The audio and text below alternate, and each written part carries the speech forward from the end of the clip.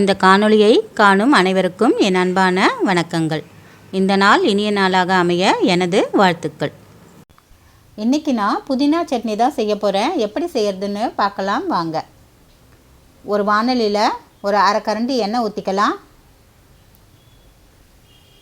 அதில் 2 தக்காளியை சின்ன சின்ன துண்டாக கட் பண்ணி போட்டுக்கலாம்.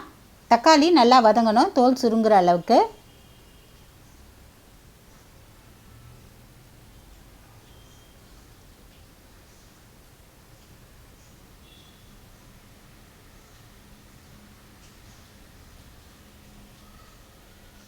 இப்போ நல்லா வதங்கிடுச்சு. ஒரு சின்ன துண்டு புளி போட்டுக்கலாம். ஒரு கட்டு புதினாவை க்ளீன் பண்ணி அலசி வச்சுருந்தேன், அதை போட்டுக்கலாம். போட்டுட்டு நல்லா வதக்கி விட்டுக்கலாம்.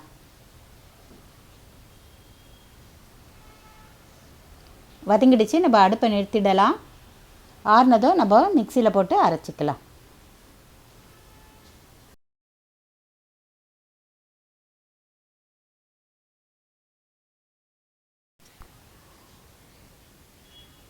மிக்சியில் 2 துண்டு தேங்காவை சின்ன சின்ன துண்டாக நறுக்கி போட்டுக்கலாம்.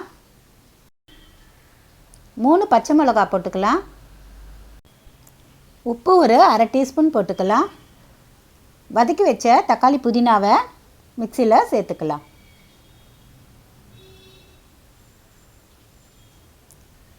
சேர்த்துட்டு நல்லா நைஸாக அரைச்சி எடுத்துக்கலாம். இப்போ அரைச்சாச்சு, வேறு பாத்திரத்தில் மாற்றிக்கலாம்.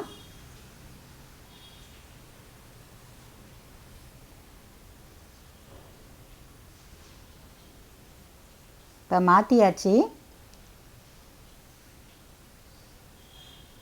இப்போ அதே வாணலியில் ஒரு 2 டீஸ்பூன் அளவுக்கு எண்ணெய் விட்டு கடுகு, உளுந்து 1/4 டீஸ்பூன் போட்டுக்கலாம். சீரகம் கொஞ்சம் போட்டுக்கலாம்.